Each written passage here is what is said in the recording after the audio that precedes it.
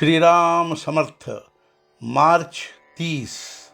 जिस घर में शांति उस घर में भगवान की बस्ती। गृहस्थाश्रम की तरह दूसरा कोई आश्रम नहीं है। नीति धर्म के रक्षण के लिए विवाह होता है।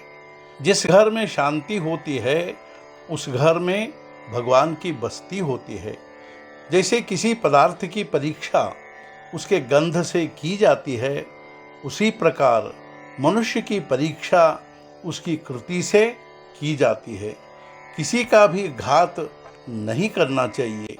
हमारा बर्ताव बिना घात किए होना चाहिए।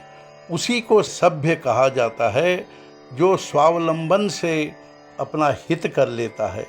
कभी निराश न होते हुए कार्यरत रहना चाहिए, उसी से सफलता मिलती है।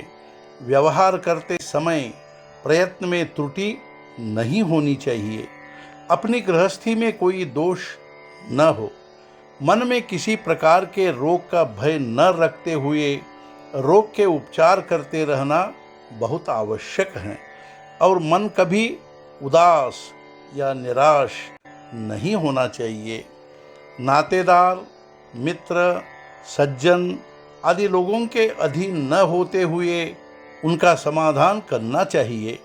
शुद्ध चित्त रखकर सबसे प्रेम भाव से व्यवहार करना चाहिए। जहाँ अपनत्व होता है वही प्रेम निर्माण होता है। जिस घर में स्वार्थ का प्रमाण बढ़ता है उस घर में संतोष कम हो जाता है। परिवार में ही अपितु सर्वत्र मन रखने पर प्रत्येक को सुख प्राप्त होता है।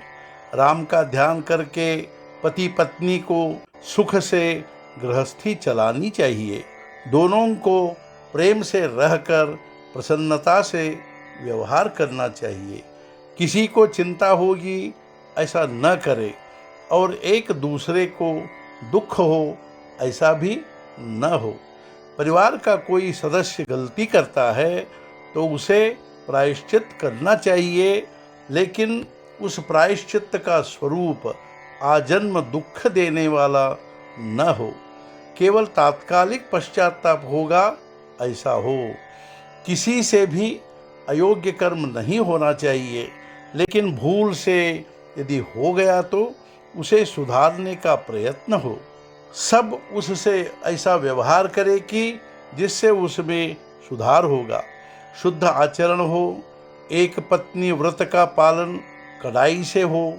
प्राण की बाजी लगाकर व्यभिचार से दूर रहना चाहिए। कोई भी व्यसन नहीं होना चाहिए।